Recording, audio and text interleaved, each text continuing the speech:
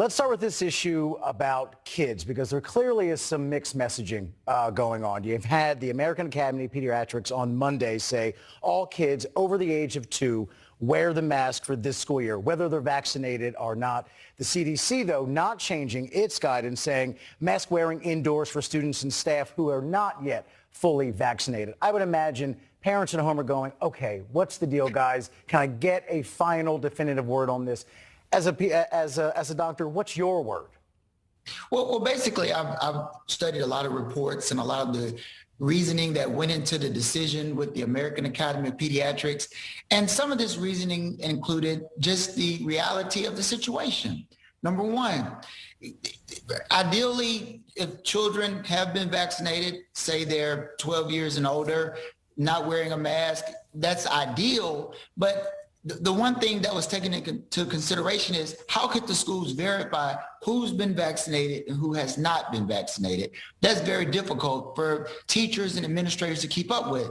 The second factor is it depends on the region. For instance, you noted that we're here in Mississippi, a very hard-hit region, and we have low vaccination rates and high infection rates. Well, we'll have to decide differently. And note, these are only the recommendations, but basically it's left up to the districts, the school districts, to make the decision. I know here in Jackson, Mississippi, our main school district, they're saying that children will wear masks because of the situation on hand. So really, all the parents need to just stay tuned and allow their leadership in the school districts to make the best decision for the safety of the children. And like so much about this pandemic, what ends up happening is this patchwork of policies. This district does this state does that, and it's all over the map. But here's the thing, the virus doesn't respect regions. It goes where it wants to go on buses and in trains, and people are traveling again. So that's the thing. What one state or one region does ultimately impacts the rest of the country in some way, shape, or form.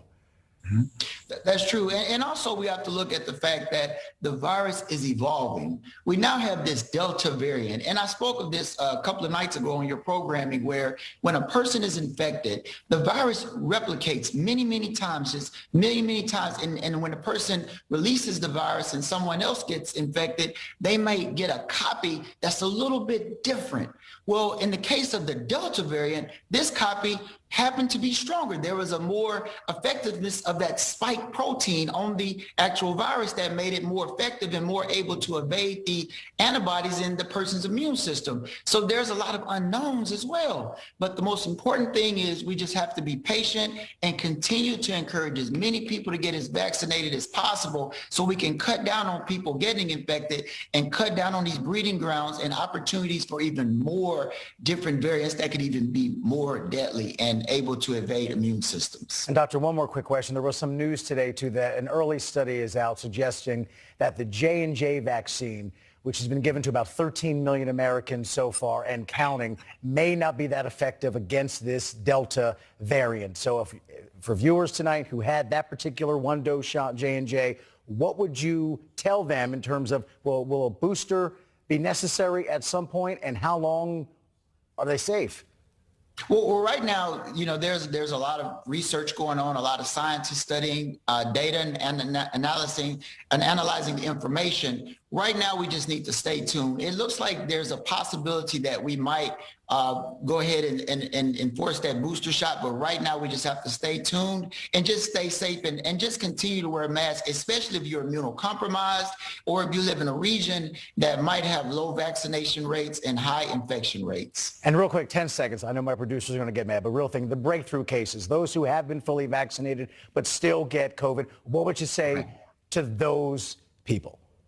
Well, the good news is now that you've been vaccinated, your body has those antibodies if you're 2 weeks out, and you also have those memory T cells. So you do have some protection. And the science is showing that those that have been vaccinated, if they contract COVID with breakthrough infections, they fare better. They get less sick, and there's less of a chance that they'll go to the hospital and they'll lose their life. So still, let's get vaccinated because we still have some protection, and it's very effective. You have a much better chance with the shot than without it. That is correct. Doctor, once again, thanks for your time. We appreciate it. Thank you. A lot of great information there from Dr. Quinn, as always.